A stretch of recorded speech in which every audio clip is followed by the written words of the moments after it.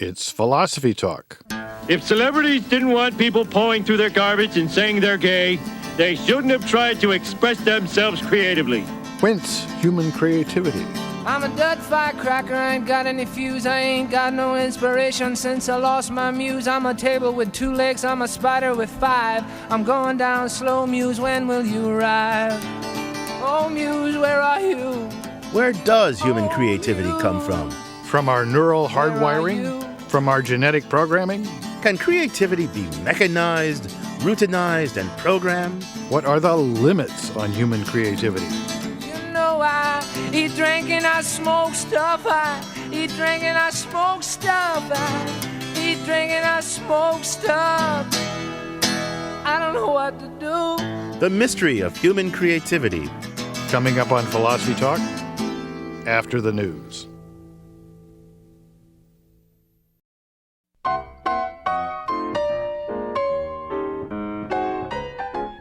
Welcome to Philosophy Talk, the program that questions everything. Except your intelligence. I'm John Perry. And I'm Ken Taylor. We're coming to you from the studios of KALW San Francisco. Continuing conversations that began at Philosopher's Corner on the Stanford campus. Our topic today, the science of human creativity. Science of creativity, Ken? What does that even mean? I mean, creativity works in mysterious ways. If you could mechanize it, routinize it through science, it wouldn't be creativity anymore. Oh, John, you're such a mystery monger. Look, creativity is a human capacity. It resides in a human brain. If the human brain can be understood scientifically, which it can, then creativity can be understood scientifically. Ken, you're thinking about creativity in much too reductionistic terms. Well, John, what do you mean by that fancy word of yours? Well, you're thinking about creativity as a single biological capacity or psychological process. You locate it in the brain and you study it with some experiments or maybe even look at it through a microscope, but that can't be right. Let me push you into this insight by making you first define creativity. Well, creativity is the capacity to produce new ideas. Any new ideas? Well, no, not just any ideas. Ideas that are surprising or unexpected, that enable you to do new things or to see the world in novel and fruitful ways, or maybe even to think thoughts that you couldn't think before. Creativity is the mind's capacity to fashion new mental tools for itself, sort of ex nihilo, to create something out of nothing. Aha! Now you sound like the mystery monger. But let's look at some of the words you used. Surprising, novel, fruitful.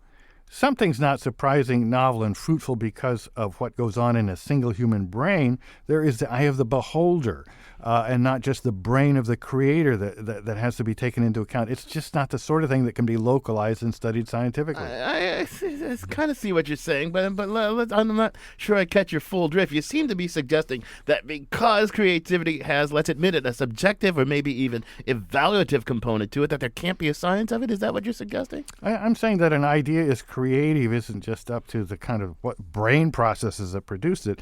It's a distributed phenomena throughout society. It's cultural, it's subjective, it's not just biological and psychological. Well, maybe I'm going to grant you there aren't any completely objective standards of creativity, but I don't think that it follows from that creativity is purely subjective, and I don't think it follows from that it's not scientific. I mean, look, first, don't confuse finding something creative with liking or approving of it. I recognize, for example, that lots of avant-garde music is highly creative, but frankly, most of it leaves me really cold. Well, let me try to explain it once more. Creativity is a multifaceted thing. Your own definition shows that. Sometimes it involves brand new ways of thinking or seeing. Sometimes it involves reconfiguring or transforming old patterns. Sometimes it involves recombining what you've already have, but in quite different ways. So the capacity for creativity isn't some single thing that could somehow be located at a particular place in the brain or be reached through some simple psychological processes. It just doesn't work that way. Well, John, you make it sound like it's all so mysterious. And I grant you it's complex. But despite its complexity, I still think that there's a lot that science, especially cognitive science, and even computer science can tell us about human creativity. Cognitive scientists have, in fact, made huge strides in understanding the mental architecture, the stuff in our brain that underlies our complex capacity for creativity. And computer scientists, believe it or not, have managed to program computers to do highly creative things like produce works of art or music, for example. Well, I have a creative way out of our impasse, Ken. Let's talk to one of the world's leading computer and more particularly cognitive scientists, Margaret Boden. She's going to join us in just a little bit. And, of course, we'd like your creative input on our subject as well. The number to call is 1-800-525-9917. That's 1-800-525-9917. But first, our roving philosophical reporter, Julie Napolin, takes us to an engineering lab to get a close look at mechanical creativity on a grand scale. She files this report. At UC Berkeley Etchenberry Hall, mechanical engineers are grinding parts for robotics. Around the corner, a group of programmers are developing algorithms for computer-assisted surgery. This is not the kind of place you'd expect to find an artist. Between being an artist and an engineer, yes, it's there's some conflict there. It's two worlds. Ken Goldberg is director of the Berkeley Center for New Media and Digital Art. Several years ago, Goldberg wanted to see if he could combine his background in computer programming with his love of the arts. Artists have always looked at a variety of different sources and tools and things that they can work with to make art. And I think that because we're so surrounded nowadays by technologies, that it makes sense to think about how those technologies can express things that we couldn't express with other forms. In 1999, he teamed up with the Berkeley Seismology Lab and a musical composer. Together, they translated small, unfelt changes in the Earth's movement into sounds. When there's an earthquake somewhere else in the world, the sonic effect of that gets transmitted through the Earth's surface, and it will continue to ring for months afterward. So there's all this essentially resonance that's always going on in the Earth. The human ear cannot hear the music of the Earth because the sound is too low a frequency. Goldberg and his team decided to create a series of pre-recorded natural sounds that could be triggered by these small movements of the Earth. And you can think of those as the players in an orchestra. And then the Earth was a conductor. So the Earth was triggering all these other sounds. After producing a live sound installation, Goldberg wanted to memorialize the 1906 earthquake in a performance. In 2006, at the very moment of the 100th anniversary of the quake, data from the Hayward fault line was fed into an opera house. They called the piece Memento Mori. As the computer triggered musical sounds that corresponded with the internal movements of the Earth, a dancer from the San Francisco Ballet took the stage and improvised. She did not know what the sound was going to be when she when she stepped onto the stage, and then she danced to it for 8 minutes. There's a sense of collaboration because she had to be the one to get out there in front of 3,000 people, and then really translate this physically with her body, this signal, this sound, and respond to it. David Bates is professor of rhetoric and a member of the Berkeley Center for New Media. This piece really demonstrates how humans and machines could both be understood as complex entities that perform in response to their environments. He says this musical and movement collaboration puts pressure on older models of creativity. The traditional ideas would be one that stresses the individualistic nature of creation, and that would include theories of genius, but also a more common sense idea that when you're being creative, you're doing something that's unique. I think this would really challenge that notion because it underscores just how inevitably cooperative any act of creation is. Who is the artist? And should the Earth get a credit? That's a very good question. In fact, you could redefine creativity as simply a complex response to the environment. One of the things that strikes me is that it forces us to confront our own environments and to, in some ways, see ourselves in that place, the place where we're constantly improvising and responding and working with machines, and forcing us to think carefully about our position in these technological worlds. For Philosophy Talk, I'm Julie Napolin. I'm John Perry, and with me is Ken Taylor. And our guest today is Margaret Boden. She's research professor of cognitive science at the University of Sussex. She's author of many things, including The Creative Mind and most recently, Mind as Machine, A History of Cognitive Science. Margaret, welcome to Philosophy Talk. Thank you. Hello, John or Ken, whichever it is I'm talking to. That was Ken. Yeah, that was Ken. This is John. So Margaret, most people tend to think creativity is kind of intrinsically mysterious. I mean, if it wasn't, it wouldn't be creativity, right? But you're a scientist, so you're in the business of trying to solve mysteries. What made you think that cognitive and computer sciences might unravel the mystery of creativity? Well, because it's just one aspect, a fascinating and basically very mysterious aspect of the human mind, which has always, even when I was at high school, absolutely fascinated me. And one in particular, I was interested in how you could have things like purpose and freedom and so forth in a basically material universe.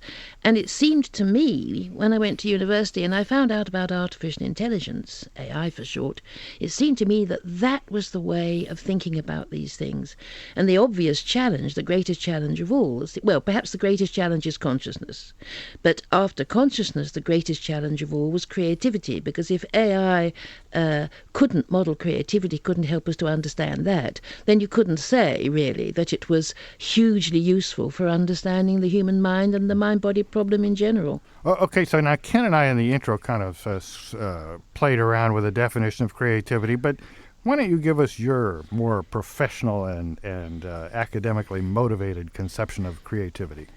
Well, it's not so different. In fact, it's very similar. I also would define creativity as the capacity to come up with ideas that are new and surprising and valuable. But what I would say is that new has two senses here, surprising has three, and valuable has perhaps an infinite number.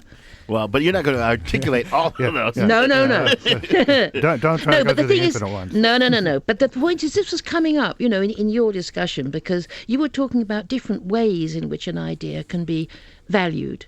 And as you said, it's maybe valued by one social group and not by another, and by one culture and not by another. We look for different sorts of things in creative science, in creative art, in making jokes, in doing political cartoons for newspapers. Maybe a couple of your favorite examples will help us.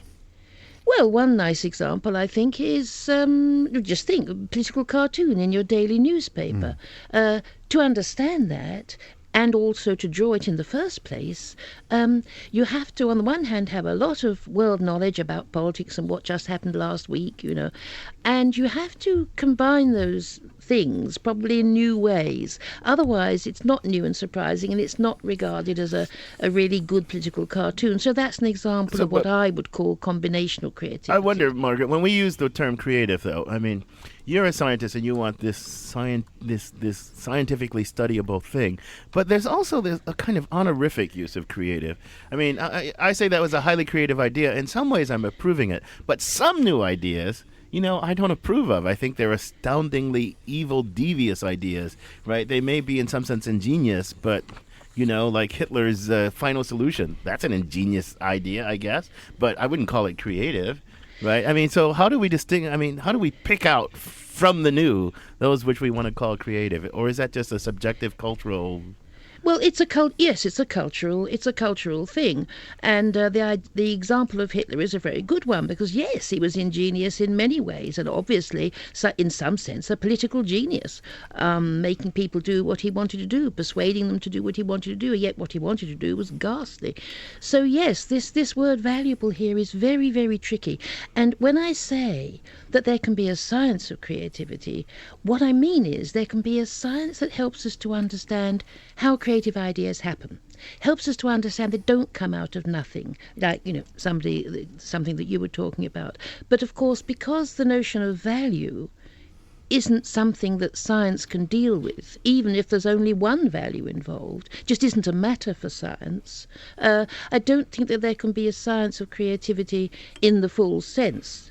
Well, that's an interesting thought. I mean, that provokes a lot of things I want to talk to you about, but you're listening to Philosophy Talk. Today, we're discussing creativity with one of the world's leading cognitive scientists, Margaret Boden, author of The Creative Mind. We've been trying to get a handle on just what creativity is, looking at a couple of examples. In our next segment, we're going to explore the different forms of creativity and talk about whether there could be a science of it.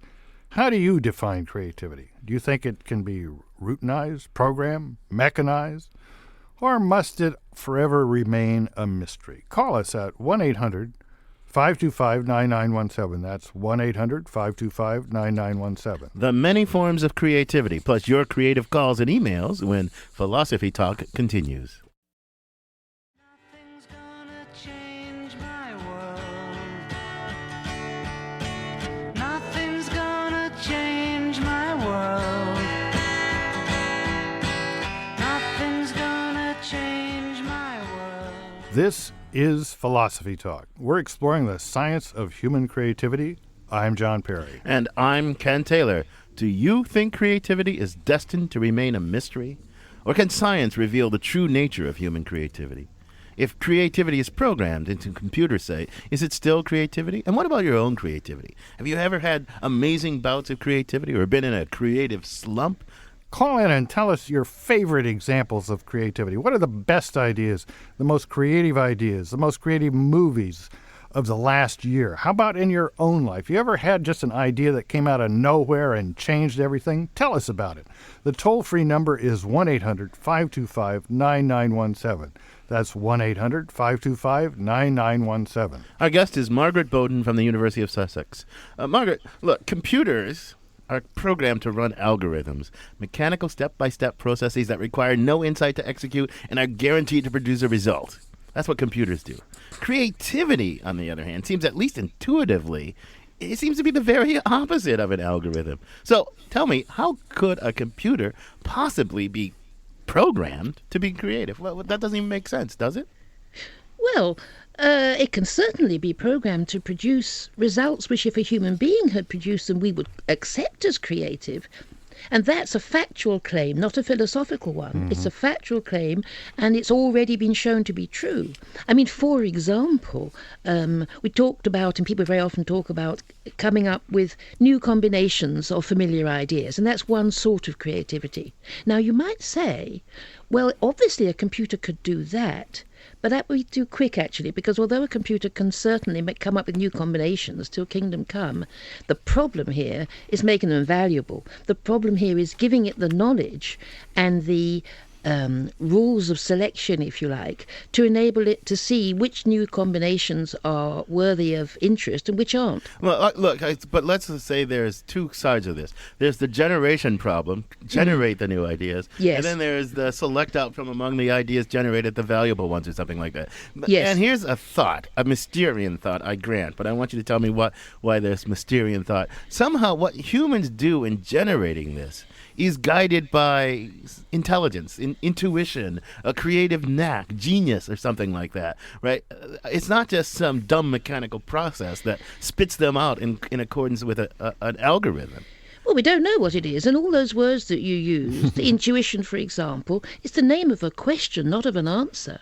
The question is, the scientific question is, how does intuition work? When we talk about intuition, what we mean is, we manage to do something, but we don't know how we do it. Right?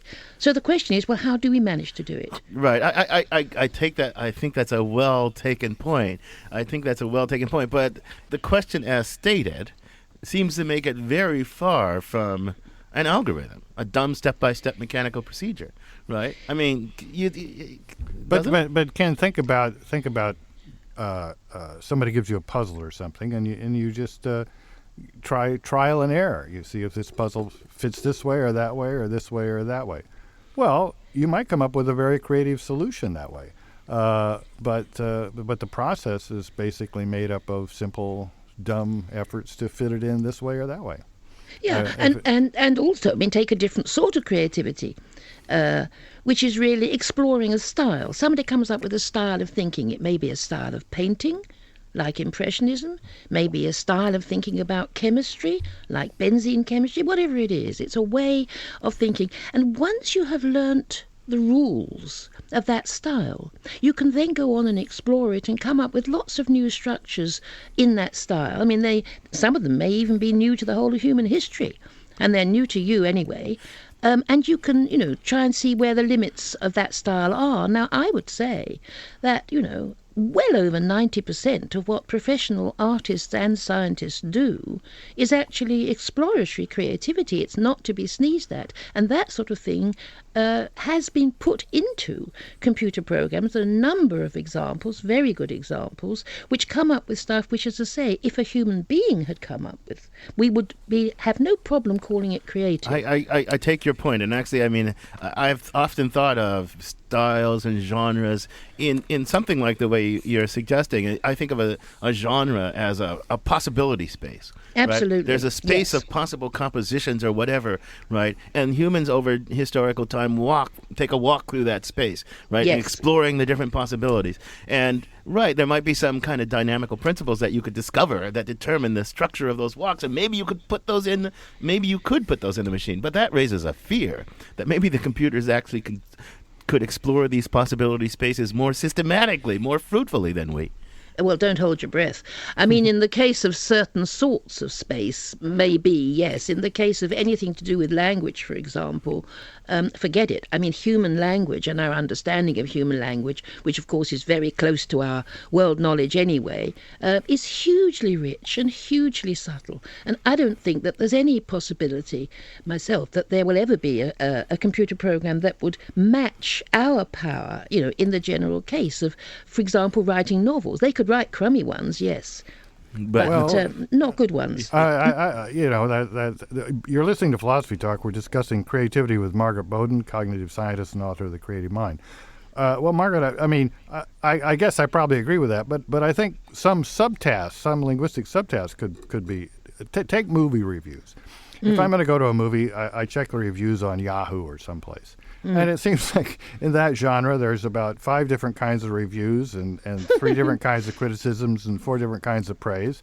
And that space will be completely occupied. So I think you could just have a computer just generate all the different possible reviews for the movie, and you'd have done just what the human reviewers do. Of course, a space that can be occupied that's not very rich like that, we don't think of it as a space for great creativity. The spaces for great creativity are the ones whose boundaries seem boundless, and that we're exploring them haltingly through human cognition. And if you're trying to put together a picture puzzle, that's not very creative. If you're trying to put together big things that might make a bridge, that's more creative. If you're trying to put together words or even complex theories, that's really creative. But maybe the basic process is the same. What do you think, Well, Margaret? yes, and perhaps what's most creative of all is actually changing the style so that you can come up with fundamentally new sorts of idea, which literally couldn't have existed before. And I think those are the sorts of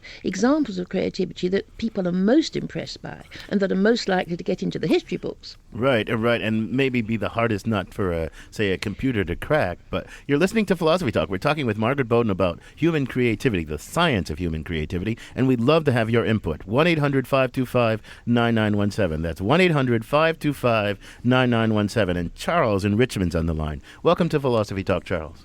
Hi, great to hear a British person. I'm a big Waugh and Wodehouse fan, great creative writers. My question is, could a computer ever come up with one of the great creative ideas of the 20th century, Einstein's, that energy and mass are simply two, forms of the same thing, in a sense? I mean, could a computer ever really come up with something like that?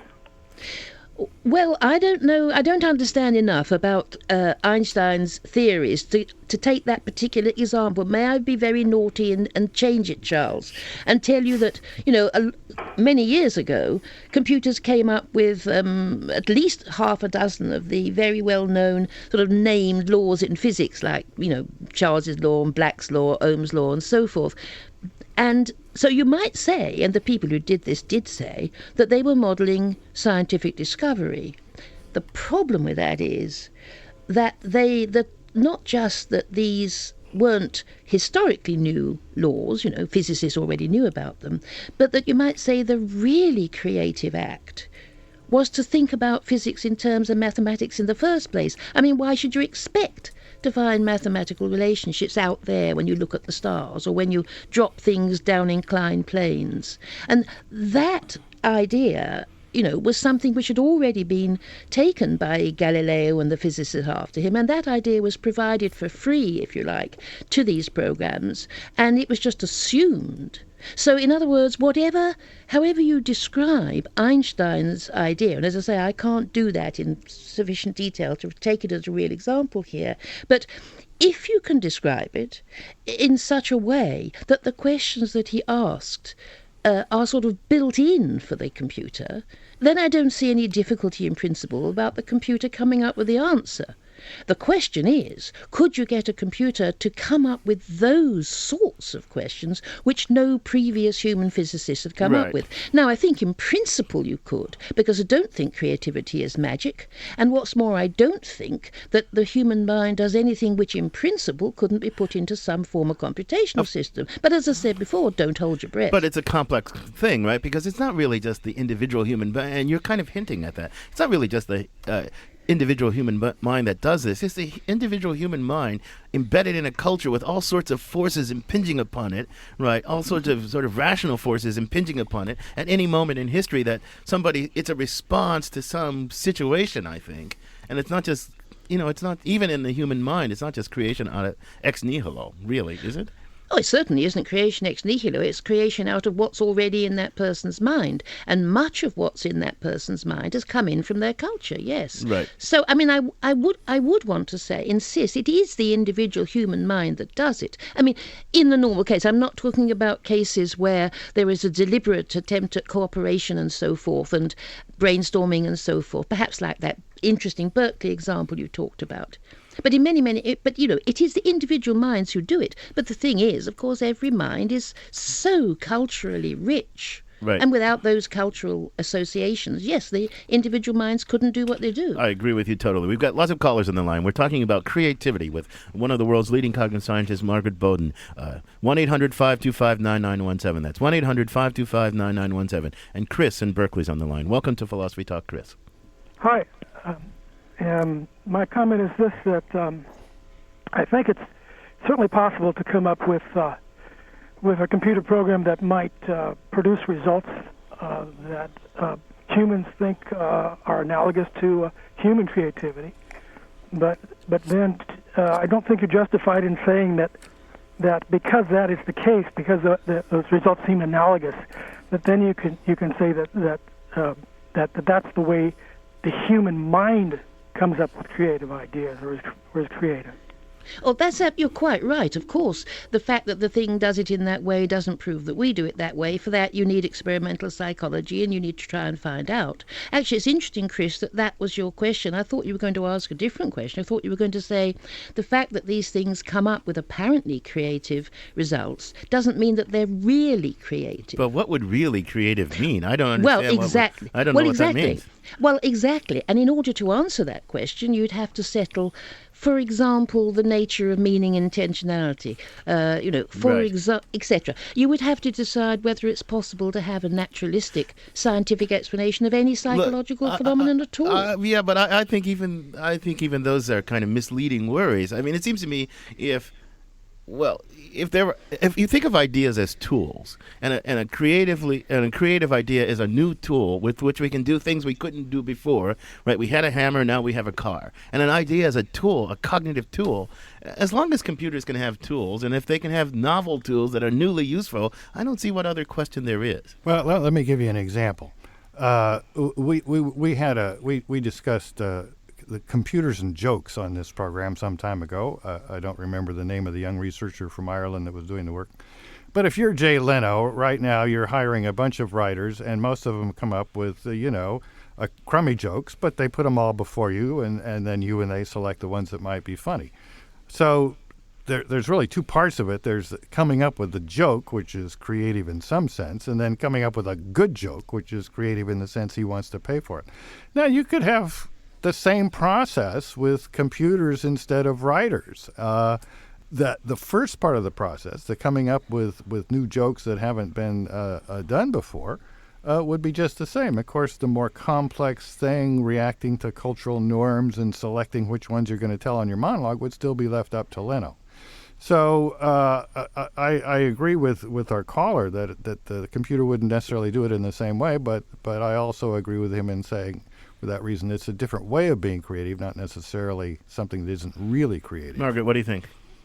Well, I think that it's entirely possible that some of the processes that are going on in these programs are quite closely analogous to the sorts of processes that are going on in human minds. And by the way, can I, in a way, back John here rather than Ken in your initial chat when, John, you accused Ken of being reductionist because he talked about the brain and neuroscience and so forth.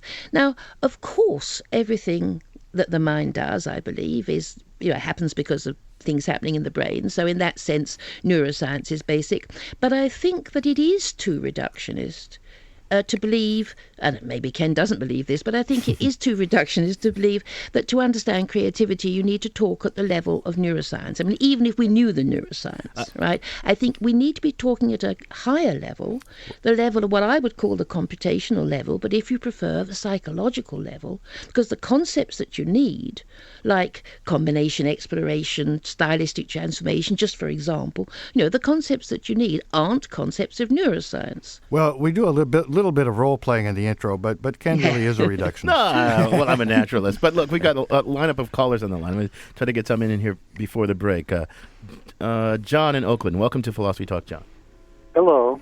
Hi. What's your comment or question? Ask it now. We may not have a chance to answer it before the break. Okay. As far as artificial intelligence in computers, this subject always drives me nuts. What's missing and what you're never going to get out of a computer is the emotional side, which, as we now know from recent research in the last 20 or 30 years, is a huge, huge component of thinking, and I would say particularly of creative thinking. And a computer is never going to be able to generate that unless you can make them feel pain and pleasure. Maybe that would be one way to do that. Well, thanks for the challenge, John. Margaret, can you answer that challenge briefly, or do you need a long time? Yes. No, a long time to answer it properly. No, John, I think you're quite right that maybe we won't ever, and maybe in principle we couldn't ever have a computer that felt pain and so forth and anger. Doesn't mean to say that we couldn't use AI to help us to understand the nature of emotion and the function of emotion and the place of emotion in human minds. In fact, there's already been some interesting work being done on that. So I think to some extent this is a red herring. You're listening to Philosophy Talk. We're discussing creativity with Margaret Boden, one of the world's leading cognitive scientists and author of The Creative Mind. In our next segment, we'll discuss the prospects for fostering and enhancing human creativity. Is creativity the kind of thing that can be taught? Is there a creativity gene that some of us have and others don't? Are there some cultural and social environments more conducive to creativity than others? Enhancing human creativity when Philosophy Talk continues.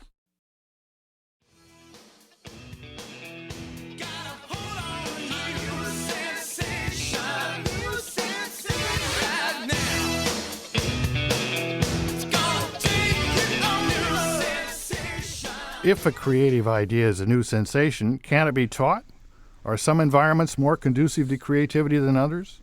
Is there a creativity gene that some of us have and others of us lack? I'm John Perry. This is Philosophy Talk, the program that questions everything. Except your intelligence. I'm Ken Taylor. Our guest is Margaret Boden, author of The Creative Mind and Mind as Machine, A History of Cognitive Science. And I understand that John, our last caller, wants to get back at you, Margaret. He thinks you're wrong about something. John, are you there?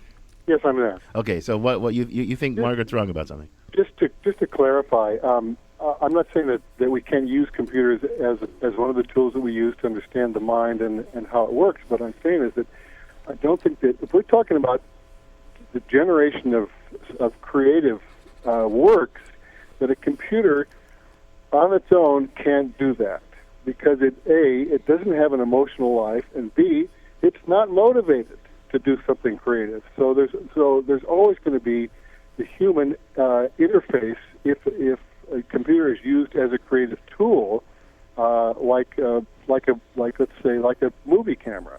That's entirely possible, but a computer on itself is not going to be able to be creative. Well, let me stick my 2 cents in here.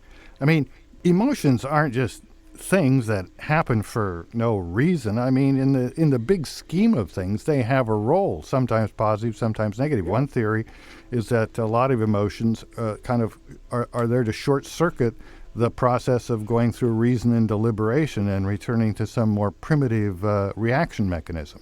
The point is, whatever theory is right, we might be able to design computers that have a similar architecture and within which emotions can play a similar role. So I'm not totally convinced, John, although I'm sure that for the current state of computer technology, you're absolutely right. What do you think, Margaret? Well, I mean, I absolutely agree with John Perry's answer to the other John. Certainly computers today can't do this. They can't even model this. But that's absolutely right.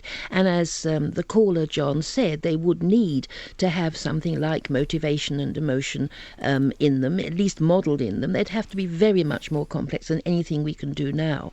That's certainly true.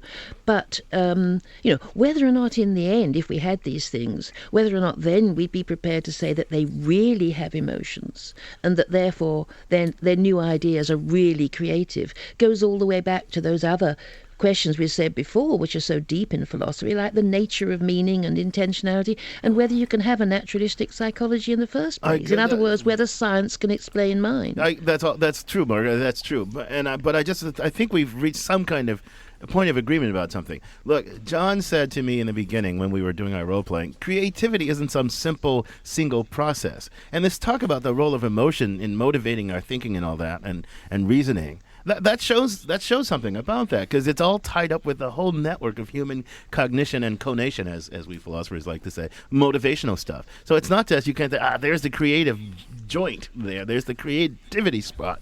So absolutely, I agree with that totally. But let's switch focus just a little bit.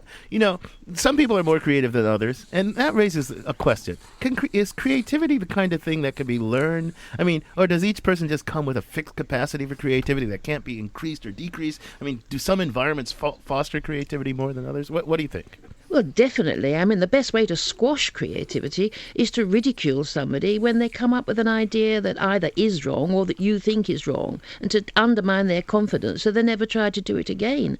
And it breaks your heart. You see it happening in schools. You see it happening on the bus with people talking to their kids. That's a very, very good way of squashing creativity. But if you want to foster it, then you want to try and increase the person's confidence and then increase their readiness to experiment. And in three particular ways. Well, tell us about those. Well, I think, first of all, if you want to increase their capacity for coming up with new combinations, interesting, unfamiliar ones, well, then the more different sorts of ideas they've got in their heads, the better. So the more they know about different cultures, the more they know about different forms of human behaviour, whatever. I mean, stuff their heads with lots and lots of ideas, as well as giving them some sort of little exercises, perhaps if we're talking about school kids, in putting them together. You can make it a joke. And school kids love doing that. Primary school kids love doing that sort of thing. And they get the idea that you don't just have to think about the cat sat on the mat. Right. You can think about, much more interesting, like the cat with the hat, for instance. It's striking to me, having a son in elementary school, how inimical to fostering creativity so much of what goes under the name of education is. It's just striking to me. I mean, it's as if we believe that free thinking, destructive, creative thinking is a danger to something. I don't know where that comes from. Absolutely. But that actually, that brings up the second way, I think, of helping people become creative, and that is hard work, practice. I mean, even Mozart took about 12 years of total immersion in music and composing before he composed something that was not just musically competent, which he could do at 3 years old, but musically innovative, musically creative. Right. And a psychologist did a very interesting study of about 20 very famous composers, some of whom were child prodigies like he was, some of whom weren't. And in every single case, they needed about 12 years of total immersion to learn the rules of the space, if you like.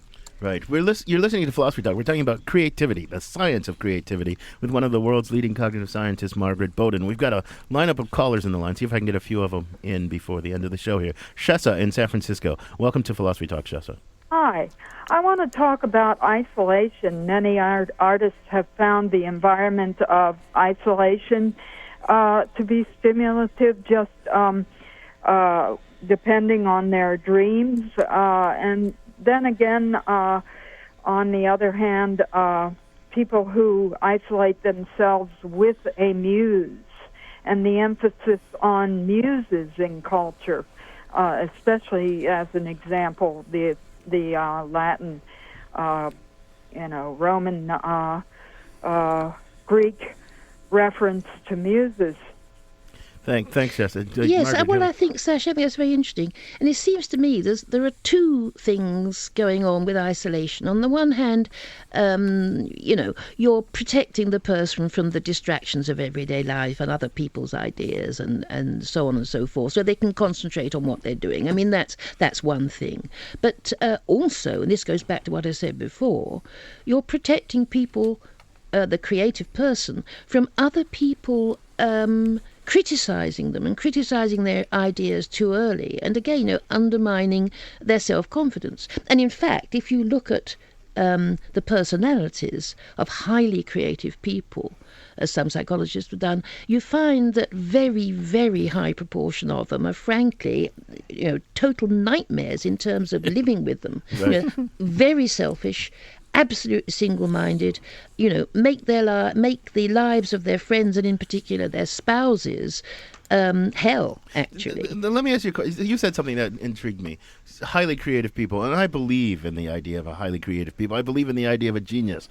But also I believe in the idea of these cultural things like science, producing lots and lots and lots of ideas, many of them novel, but most of them destined to fail and not be fruitful. So that it's not really so much it seems to me the human trick isn't so much to have amazing individual brains, but to have amazing social processes that generate lots of stuff, only some of which take hold, and then we spread the fruitful ones throughout. What do you think of that? Well, I think both are obviously absolutely crucial, and I think it's a mistake to try and put either one over the other.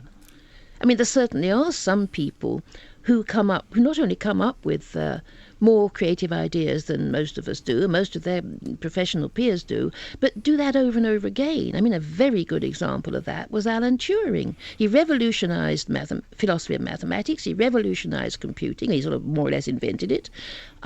He revolutionized cryptography, code analysis, code breaking, and he actually started out some hugely influential ideas in theoretical biology.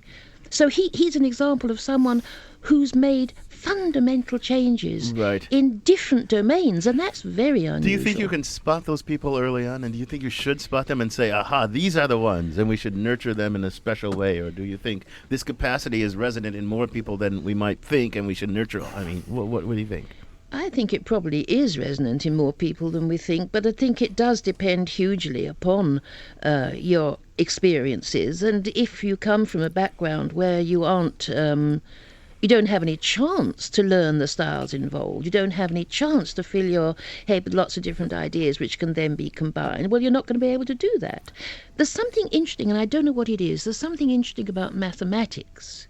Because it's so abstract, I suppose, precisely because it is so abstract, that there are more people who can do it younger, i.e. with less experience than others, and there are also there are certainly some people, I don't know whether it's more compared with other domains, but some people who can do it without the benefit of, well, if it is a benefit, of a normal mathematical education. You can be an absolutely superb mathematician at 20. Darwin couldn't possibly have written The Origin at 20. You cannot have amassed enough knowledge, enough evidence for that hugely creative book, which he wrote much later. At the age of 20, you just couldn't do it. Yeah. Now, Margaret, you and Ken are both have this kind of optimistic view about creativity. We ought to foster it. You obviously think it's a good thing. And since we question everything, couldn't we question that? I mean, frankly, at my age, I think, God, there's just too much creativity. We had the best music in the world at 60s, and then the creative geniuses came up with a bunch of stuff that isn't as good. We had the best philosophy in the world in the 60s and 70s, and then creative people pushed us back into obscurantism. Oh, you are a flower child. Couldn't have said it better myself, How Margaret. sad. How sad. Not not sad being a flower child, but if you really believed what you just said, which I'm sure you don't, you think that would be very sad. Well, but let's put this in a non-flower child way for our last thought with you, Margaret. Look, many new ideas, many important new ideas are awful. Hitler's new ideas were awful, right? So the human mind churning up new ideas churns up at least as many bad ones and badly consequential ones as good ones. Well, yes, but as I've defined the term creativity, and as I think it's normally used when people talk about creativity, this notion of positive valuation is built into it. Now, admittedly, there can be arguments on the one hand about whether a particular idea or a particular aspect of an idea is good or bad, is interesting or not, valuable or not in one way or another. There can be those sorts of arguments. And there can also be arguments about complex ideas, about which aspects of them are valuable and which aren't. In the case of Hitler, we've already said, yes, he showed great ingenuity and great powers of political persuasion, and he was a very creative man.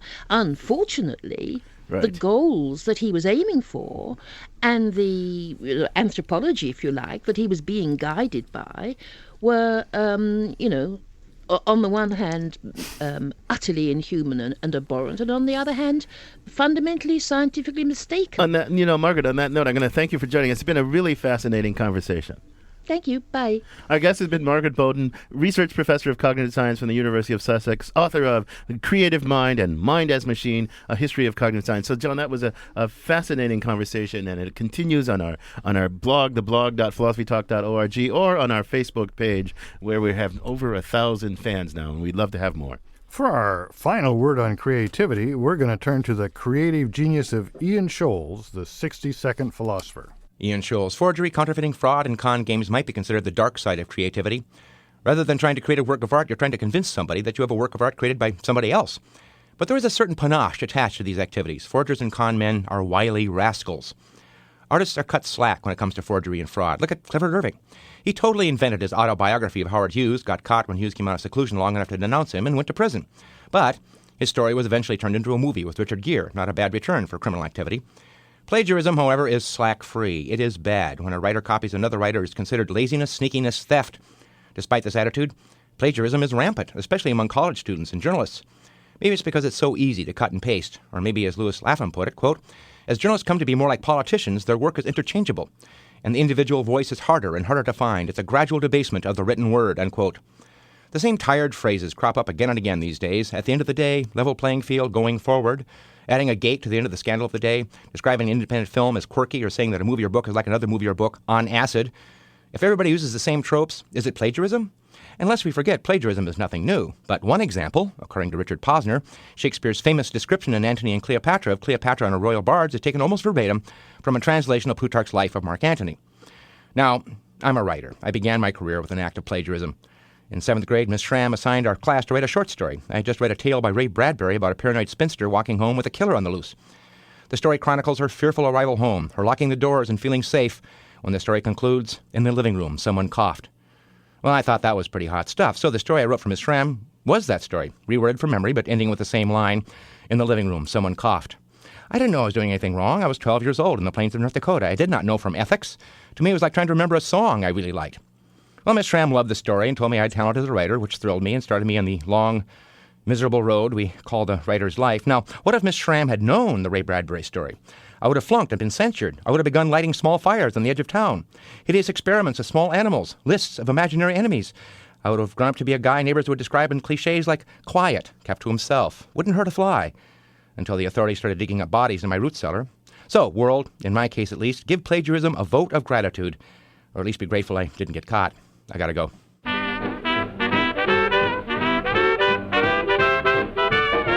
The Wisdom of the Ages, in a nutshell, from Ian Scholes, the 60-second philosopher.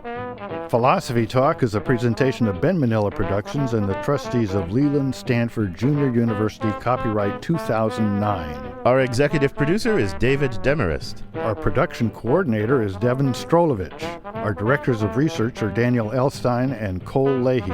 Lael Weiss is our webmaster. Also thanks to Zoe Corneli, Merle Kessler, Corey Goldman, Jennifer Jensen, and Mark Stone. Support for Philosophy Talk comes from the Templeton Foundation. Also, from various groups at Stanford University, the Friends of Philosophy Talk, and the members of KALW San Francisco, where our program originates. The views expressed or misexpressed in this program do not necessarily represent the opinions of Stanford University or of our other funders. The conversation continues on our website, philosophytalk.org. I'm John Perry. And I'm Ken Taylor. Thank you for listening. And thank you for thinking.